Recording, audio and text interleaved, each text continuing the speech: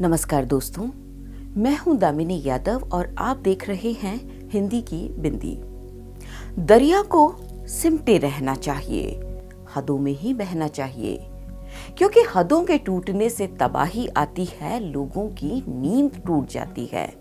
लोग नाराज होते हैं क्योंकि हर नाराजगी से बचने को ही तो सोते हैं। जैसे जागना समस्या है, सोना समाधान, इसीलिए लोग करते हैं इंतजार तूफान के गुजर जाने का, सन्नाटा छाने का, जो होना है जहां जल्द से जल्द होकर गुजर जाने का। अपनी आज की बात शुरू करने से पहले मैंने आपको अपनी एक कविता खामोशी की ये कुछ पंक्तियां इसलिए सुनाई क्योंकि आज जिस विषय पर मैं आपसे बात करने जा रही हूँ उसके बारे में सोचते हुए मुझे ये पंक्तियां बड़ी समसामयिक और प्रासंगिक लगी। उसकी जड़ में वजह है चौंकना।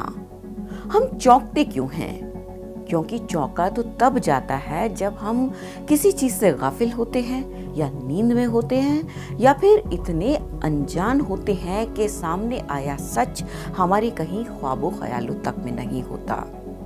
यही ले लीजिए कि हाल फिलहाल कुछ फिल्में आई हैं जो अपनी कसावट, बनावट और कथानक को लेकर लाजवाब हैं और इसी के चलते वे लगातार चर्चा में भी बनी हुई हैं। दरअसल सच कहें तो वे फिल्में इसकी हकदार भी हैं। इन फिल्मों में से एक है सरदार उधम सिंह, जो कि उस अमर सेनानी की जिंदगी पर बनी है जिसने जलियांवाला बाग नरसंहार के दोषी को उसके घर में घुसकर इस हैवानियत की सजा दी थी। उस नरसंहार से अब तक हजारों लाखों सावन बरस चुके हैं, लेकिन जलियांवाला बाग की मिट्टी से उन मासूम बेगुनाह लोगों के खून के धब्बे अब तक नहीं मिटे हैं। इस फिल्म में तो उस कांड की सिर्फ एक झलक दिखाई गई थी कि उस खूनी दिन को क्या हुआ गुजरा था, लेकिन ये जानते हुए भी कि पर्दे पर हम जो देख रहे हैं वो एक्टिंग है, हमारे रोंगटे खड़े हो जाते हैं। वे सारे जख्म हमारे जिस्म पर ताजा होकर रिसने लगते हैं। और जब सरदार उधम सिंह ने जेल में तकलीफें और पुलिसिया बर्बरता सही तो उनके गले की चीखें हमने अपने गले में घुटते हुए महसूस की। फिर उसके बाद क्या? फिल्म खत्म और हम भी अपनी असल दुनिया में वापस आ गए। कितना आसान होता है ना, बीते हुए तकलीफों और दर्द भरे सच तक को काल्पनिक मान लेना और उसे भूलकर आगे बढ़ जाना। शायद हमारे भूल जाने की आदत इतनी पुख्ता और पुरानी है कि आज तक ब्रिटिश सरकार या उसके किसी नुमाइंदे को अपनी उस हैवानियत पर माफी मांगने की जरूरत पेश नहीं आई है।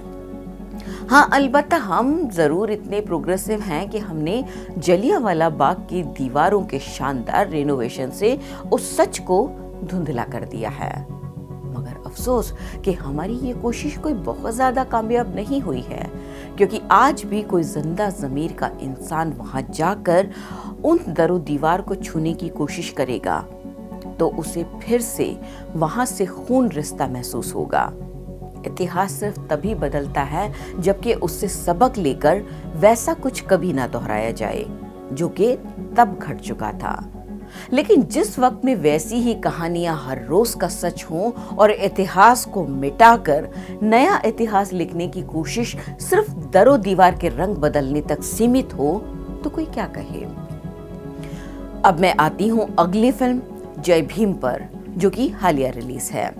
इस फिल्म की चर्चा अभी भी सरगर्म है कि इसमें जाति व्यवस्था की खाई को इस तरह से दिखाया गया है कि किसी भी इंसान की आत्मा तक को हिलाकर रख दे। लेकिन इस फिल्म को देखकर जिन इंसानों की आत्मा हिल जाती है वे भी हम हैं, और इसी फिल्म में दिखाए गए समाज की जाति व्यवस्था और उसकी क्रूरता को जिंदा रखे हुए हैं वे लोग भी हम ही हैं। फिर चौंकना कैसा? इस फिल्म में दिखाया गया है कि कैसे एक जेल से सजा काटकर निकल रहे आदिवासी लोगों को केवल उनकी जाति के चलते सॉफ्ट टारगेट मानकर तुरंत दूसरे मामले में फंसाकर दोबारा जेल के अंदर कर दिया जाता है।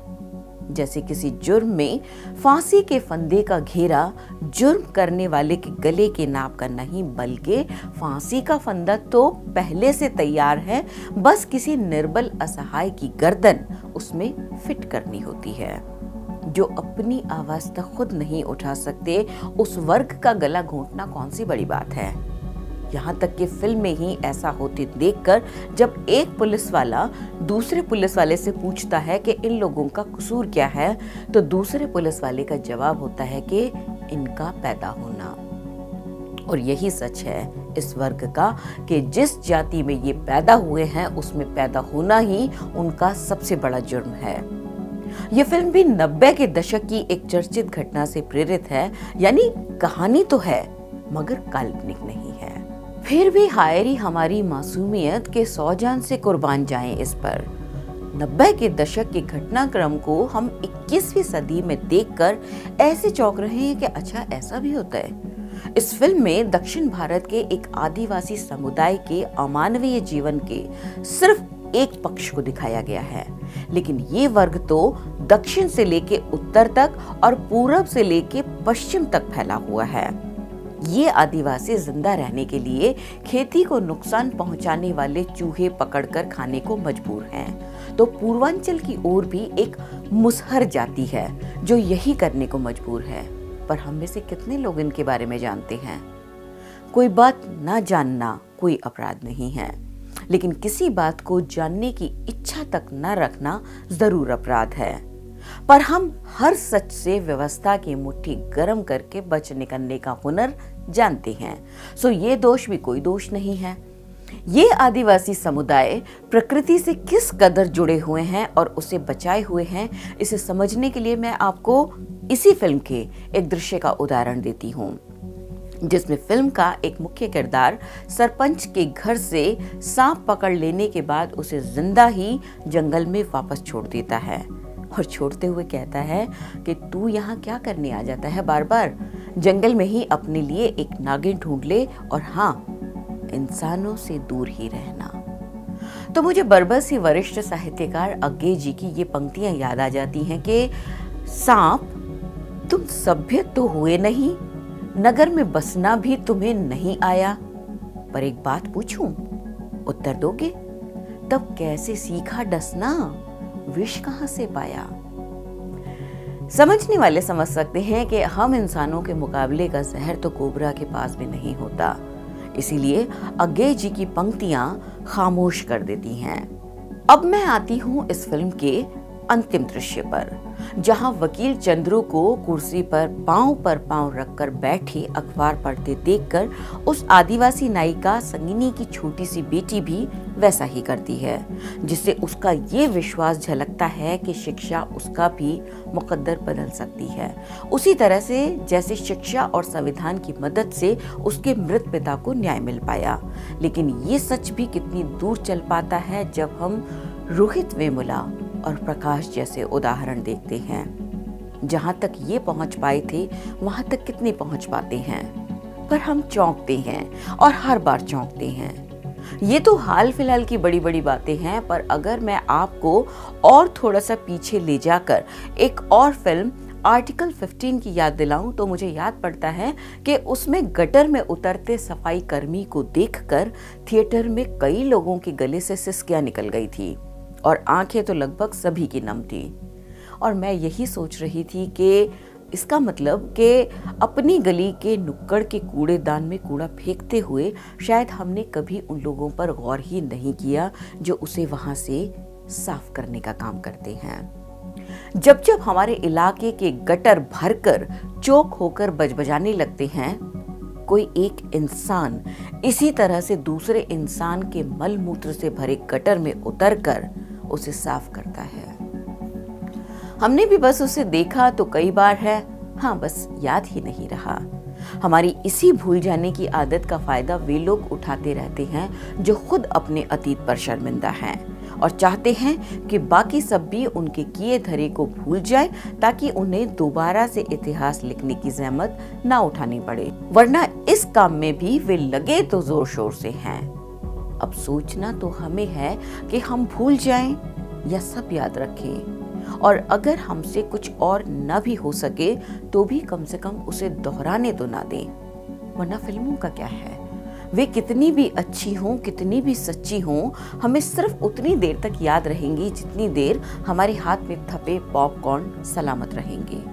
उसके बाद फिल्म खत्म, खेल खत्म, और थिएटर की लाइट ऑन होते ही हम भी बड़े से बड़े सच को काल्पनिक झूठ समझकर अपने सच की दुनिया में वापस आ जाएंगे। मगर क्या है हमारा सच?